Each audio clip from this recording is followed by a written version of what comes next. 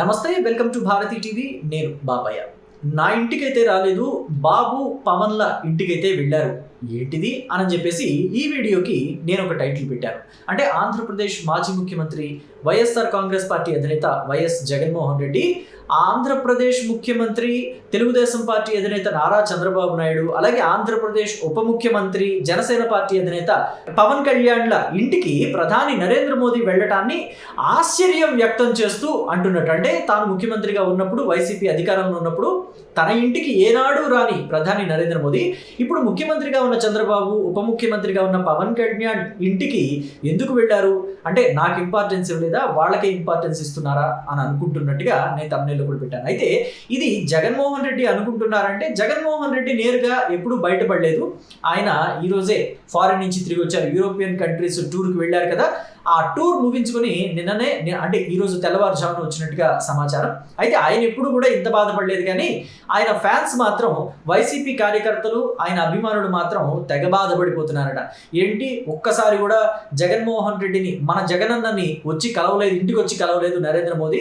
కానీ ఇప్పుడు చంద్రబాబు నాయుడిని, పవన్ కళ్యాణ్ని ప్రత్యేకంగా వెళ్ళి పరామర్శిస్తున్నారు. వాళ్ళ ఇంటికి వెళ్ళి కులాసాగా కబుర్లు చెప్తూ, నవ్వుకుంటూ, తుళ్ళుతూ మాట్లాడుతున్నారని చెప్పేసి వాళ్ళంతా తెగ బాధపడుతున్నారట. అందుకనే నేను సోషల్ మీడియాలో నాకు లభించిన సమాచారాన్ని బట్టి ఈ థంబ్నెయిల్ పెట్టి ఈ వీడియో చేస్తున్నాను. సో ఇక విషయానికి వస్తే, ప్రధాని నరేంద్ర మోదీ పవన్ కళ్యాణ్ ఇంటికి వెళ్ళారు, ఆయన్ని పరామర్శించారు. ఎందుకంటే పవన్ కళ్యాణ్ అనారోగ్యానికి గురయ్యారు, ఆయన సైనస్ ఆపరేషన్ కూడా చేయించుకుని ఇప్పుడిప్పుడే కోలుకుంటున్నారు. అయితే నరేంద్ర మోదీ ఇప్పుడు ప్రత్యేకంగా వెళ్ళి పరామర్శించడమేం కాదు. గతంలో పవన్ కళ్యాణ్ సర్జరీ చేయించుకున్న కొత్తలోనే, అంటే ఇవాళ సర్జరీ చేయించుకున్నారనుకోండి, రేపుగానో ఎల్లుండిగానో మరి ఆయనకి ఫోన్ చేసి ఫోన్లోనే పరామర్శించినట్టుగా మనకి సమాచారం. అయితే ఇప్పుడు ప్రత్యేకంగా ఇంటికి ఎందుకు వచ్చారంటే, తెలంగాణలో, అందులోనూ హైదరాబాద్లో ఒక కార్యక్రమానికి అటెండ్ అయిన నరేంద్ర మోదీ వీళ్ళిద్దరి ఇళ్ళకి వెళ్ళి పరామర్శించారు. అంటే చంద్రబాబు నాయుడిని పరామర్శించడం కాదు, ఆయనతో భేటీ కొన్ని కీలకమైన విషయాలు మాట్లాడారు. ఇక పవన్ కళ్యాణ్ ఇంటికి వచ్చినప్పుడు ఆయన కుమారులిద్దరు, అలాగే ఆయన భార్య అన్నాలేసినవి కూడా ప్రధాని నరేంద్ర మోదీతో కలిసి దిగిన ఫోటోలు ఇప్పుడు ఇంటర్నెట్లో హల్చల్ చేస్తున్నాయి. సో ప్రధాని నరేంద్ర మోదీని చెయ్యి పట్టుకుని మరి పవన్ కళ్యాణ్ ఆయన ఇంటి లోపలికి తీసుకువెళ్తున్న ఫొటోస్ కూడా ఇంటర్నెట్లో హల్చల్ చేస్తున్నాయి. ఇదంతా చూస్తే వైసీపీ వాళ్ళకి చాలా ఇబ్బందికరంగా, అంటే జగన్మోహన్ రెడ్డి తోటి ఎప్పుడూ అంత కులాసాగా ఉండలేదు, కానీ జగన్మోహన్ రెడ్డితో గతంలో నరేంద్ర మోదీకి కానీ ఎన్డీఏ ప్రభుత్వానికి కానీ అవసరం లేకుండా ఏమైనా ఉండిపోయిందంటే కాదు. జగన్మోహన్ రెడ్డి దగ్గర ఉన్న రాజ్యసభ సభ్యులు కావచ్చు, లేకపోతే పార్లమెంటు సభ్యులతో కావచ్చు, ఆనాటి ఎన్డీఏ ప్రభుత్వానికి చాలా అవసరమే ఉంది. వాళ్ళు ఏ బిల్లు ప్రవేశపెట్టినా కానీ వీళ్ల మద్దతు కూడా చాలా అవసరమైన సందర్భాలు ఉన్నాయి రాజ్యసభలో ముఖ్యంగా. సో కాబట్టి జగన్మోహన్ రెడ్డితో కూడా అంత ఇంపార్టెన్స్ ఉంది. అందుకనే ఆనాడు జగన్మోహన్ రెడ్డి రాష్ట్రంలో ఎన్ని అకృత్యాలకి పాల్పడ్డా, ఆలయాల మీద దాడులు చేసినా, రాష్ట్రంలో ఎటువంటి నిర్ణయం తీసుకున్నా, అంటే గౌతమ్ అదానీకి సంబంధించిన డేటా సెంటర్నే తరిమేస్తానని చెప్పి ఒక మాట అన్నా కానీ, అంటే తెలుగుదేశం పార్టీ అధికారంలో ఉన్నప్పుడు 100 ఎకరాల భూమిని అదానీ డేటా సెంటర్కి కేటాయించి శంకుస్థాపన కూడా చేస్తే, ఆ భూమి అంత ఇవ్వం, మేము తగ్గించేస్తామని జగన్మోహన్ రెడ్డి చెప్పారు.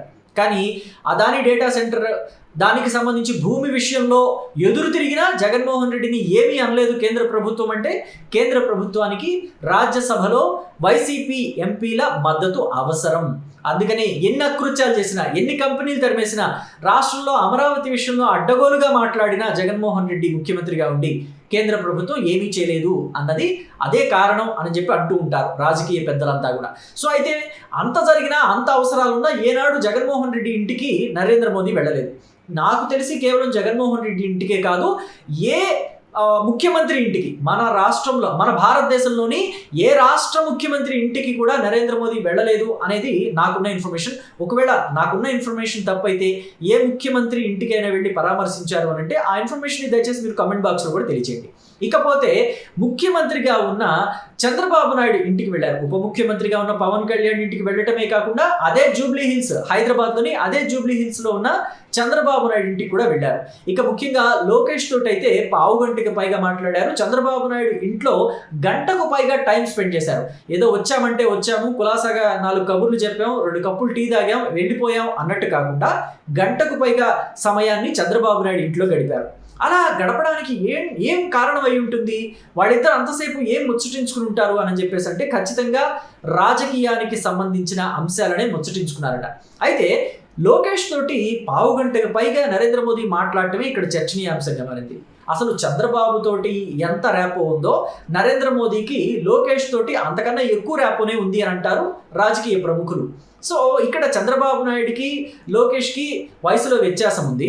అలాగే ప్రధాని నరేంద్ర మోదీకి లోకేష్కి కూడా వయసులో వ్యత్యాసం ఉంది. కానీ మోదీకి చంద్రబాబుకి వయసులో వ్యత్యాసం లేదు. ఇద్దరు ఒక 2 ఏళ్ళు 3 ఏళ్ళు వయసు తేడానే, అంతకు మించి ఏమి ఇద్దరు తేడా వయసు ఉన్న వాళ్ళు కాదు. పెద్ద వ్యత్యాసం లేకపోతే వయసులో తారతమ్యం ఉన్నది వాళ్ళేం కాదు. ఇద్దరు సమకాలికులే రాజకీయంగా. కానీ లోకేష్ తోటి నరేంద్ర మోదీకి ఎందుకు అంత ర్యాపో అని చెప్పి అంటే దానికి ఆన్సర్ లేదు. కానీ వాళ్ళిద్దరికి ఈక్వేషన్స్ బాగా కుదిరాయి, వాళ్ళిద్దరికి ఫ్రీక్వెన్సీ బాగా కుదిరింది, వాళ్ళిద్దరికి మాట బాగా కలిసింది అన్నదే ఇక్కడ చెప్పుకోవచ్చు. అయితే గతంలో కూడా లోకేష్ని దగ్గరకు పిలుచుకుని ఒకసారి విశాఖ పర్యటనకు వచ్చినప్పుడు నరేంద్ర మోదీ లోకేష్ని దగ్గరికి తీసుకుని మరి నువ్వు ఎప్పుడు వస్తావు ఢిల్లీ, అపాయింట్మెంట్ తీసుకో, నా అపాయింట్మెంట్ తీసుకో, నువ్వు వచ్చి ఫ్యామిలీతో వచ్చి కలువు, నువ్వు ఒక్కడవే కాదు ఫ్యామిలీ మొత్తం రావాలి, కలిసి కూర్చొని మాట్లాడుకోవాలి అని చెప్పేసి ఆ రోజు పిలిపించుకున్నారు. అయితే లోకేష్ వెళ్ళాడు కూడా, అపాయింట్మెంట్ తీసుకున్న తర్వాత ఓ 4 రోజుల లోపే వెళ్ళాడు. అందరూ ఏమనుకున్నారంటే ఒక పావు గంట 20 నిమిషాల్లో వాళ్ళిద్దరు మీటింగ్ అయిపోతుంది అనుకున్నారు. కానీ గంటకు పైగా సాగింది వాళ్ళిద్దరు meeting. Narendra Modi and Lokesh meeting గంటకు పైగా సాగింది. అందరూ కూడా ఆశ్చర్యపోయారు. ఈవెన్ పిఎంఓ కార్యాలయంలో అధికారులు కూడా ఆశ్చర్యపోయారు, ఇంతసేపు ఏం మాట్లాడుకుంటున్నారు ఇద్దరు అని చెప్పేసి. సో దేశ రాజకీయాల గురించి కూడా లోకేష్కి ఉన్న అవగాహన పట్ల మోదీ ఆశ్చర్యాన్ని వ్యక్తం చేసినట్టుగా కూడా సమాచారం అందుతుంది. ఆయన కూడా లోకేష్ చెప్పిన కొన్ని విషయాలని ఆసక్తికరంగా విన్నారని, సో లోకేష్ తోటి అందుకే అంత ఎక్కువసేపు మాట్లాడారని కూడా అప్పుడు టాక్ వచ్చింది. సో ఇప్పుడైతే చంద్రబాబు నాయుడు తోటి ఇంత ఎక్కువసేపు ఏం మాట్లాడి ఉంటారు నరేంద్ర మోదీ అని అంటే ఖచ్చితంగా పశ్చిమ బెంగాల్లో అలాగే తమిళనాడులో చోటు చేసుకున్న రాజకీయ పరిణామాలని ఎన్డీఏ ప్రభుత్వానికి అనుకూలంగా మలుచుకోవాలనే ఉద్దేశంలో ఈ ఇద్దరు నాయకులు కూడా చాలా ఎక్కువసేపు పై మాట్లాడుకున్నారని చెప్పి తెలుస్తుంది. మొన్న తమిళనాడులో చూస్తే కాంగ్రెస్ పార్టీ డిఎంకే తోటి కలిసి ఉంది. డిఎంకేకి ఉన్న ఎంపీలంతా కూడా కాంగ్రెస్ పార్టీకే కేంద్రంలో మద్దతు తెలిపారు. కానీ ఇప్పుడు కాంగ్రెస్ పార్టీ ఏం చేసింది, విజయ్ పార్టీ తోటి చేతులు కలిపింది, టీవీకే పార్టీ తోటి చేతులు కలిపి రాష్ట్రంలో అధికారాన్ని ఏర్పరచుకోవడానికి వాళ్ళు మద్దతునిచ్చారు. కాంగ్రెస్ పార్టీ ఎమ్మెల్యేల మద్దతే టీవీకే విజయ్కి కలిసి వచ్చింది. సో కాబట్టి ఇప్పుడు డిఎంకే పార్టీ ఎంపీలు కాంగ్రెస్ పార్టీకి మద్దతు ఉపసంహరించుకునే అవకాశం కూడా ఉందని చెప్పి టాక్ నడుస్తుంది. కాబట్టి ఆ ఎంపీలని ఆ డిఎంకే పార్టీని ఇటు ఎన్డీఏ వైపు మలుచుకునే విధంగా చూడాలి.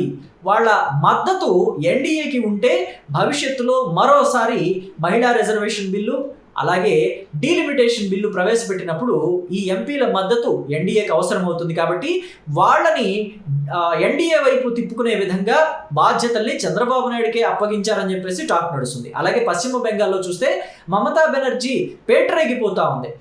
తను అసలు రాజీనామా చేయనని చెప్పేసి చెప్తా ఉంది. తన ముసుగుని పూర్తిగా తొలగించి అల్లర్లు సృష్టించాలి పశ్చిమ బెంగాల్లో, తాను ముఖ్యమంత్రిగా లేకపోతే పశ్చిమ బెంగాల్ అంతా అట్టుడికి పోవాలని చెప్పేసి అల్లర్లు చెలరేగాలి, విధ్వంసం సృష్టించాలన్నట్టుగా ఆవిడ ప్రవర్తిస్తుంది. ఆవిడ అల్లరి మూకలు కూడా ఇక్కడ కొన్ని గూండాయిజానికి సంబంధించిన పనులని తలపెట్టి కొన్ని హత్యలు కూడా చేసినట్టుగా మనకి సమాచారం అందుతుంది. ఎంత అంటే శుభేందు అధికారికి సంబంధించి ఒక క్లోజ్ అసోసియేట్, ఆయన అసిస్టెంట్ అని చెప్పాలి, ఆ పర్సనల్ అసిస్టెంట్ అని చెప్పాలా ఏమో తెలియదు, కానీ మొత్తానికి చంద్రకాంత్ అనే వ్యక్తిని దారుణంగా హత్య చేయించారు. ఈ హత్య వెనుక మమతా బెనర్జీ హస్తం ఉంది అని చెప్పేసి కూడా పశ్చిమ బెంగాల్లో టాక్ నడుస్తుంది. మరి ఈ క్రమంలో మమతా బెనర్జీతో పాటు కనుక ఉంటే మన భవిష్యత్తు కూడా ఖలాసే అని చెప్పేసి టీఎంసీ పార్టీ ఎంపీలు అనుకుంటున్నారట. కొంత వ్యతిరేకత టీఎంసీ పార్టీ మీదే ఆ ఎంపీలకి వ్యక్తమైంది, సొంత పార్టీ మీదే వాళ్ళు వ్యతిరేకతను వ్యక్తం చేస్తున్నారు ఆ పార్టీ ఎంపీలు అని చెప్పి సమాచారం. సో కాబట్టి ఎవరైతే వ్యతిరేకంగా ఉన్నారో వాళ్ళ మనసు గుర్తెరిగి వాళ్ళని ఎన్డీఏ వైపు మలుచుకోవాలి అని చెప్పేసి వీళ్ళిద్దరూ కూడా ఆలోచిస్తున్నారట, చంద్రబాబు అండ్ నరేంద్ర మోదీ. ఆ బాధ్యతని కూడా చంద్రబాబు భుజాల మీదే ఉంచినట్టుగా సమాచారం అందుతోంది. ఇది ఇంటర్నల్ సమాచారం మాత్రమే. మరి అసలు వాళ్ళిద్దరూ ఏం మాట్లాడుకున్నారు ఏంటి అనే పూర్తి డీటెయిల్స్ బయటకు వచ్చే అవకాశం కూడా ఉంది. దానికి ఎంతో సమయం పట్టకపోవచ్చు. సో అయితే ఇక్కడ చంద్రబాబు తోటి అంతసేపు మంతనాలు జరపడాన్ని పాపం వైసీపీ శ్రేణులు జీర్ణించుకోలేకపోతున్నారు. గతంలో ఏనాడు జగన్మోహన్ రెడ్డికి అలాంటి బాధ్యతలు అప్పచెప్పలేదు, అసలు జగన్మోహన్ రెడ్డి ఇంటికే రాలేదు. ఇప్పుడు ఓడిపోయిన తర్వాత అయితే జగన్మోహన్ రెడ్డికి కానీ ఆ పార్టీ ఎంపీలకు కానీ ప్రధాని అపాయింట్మెంట్ కూడా దొరకడం లేదు.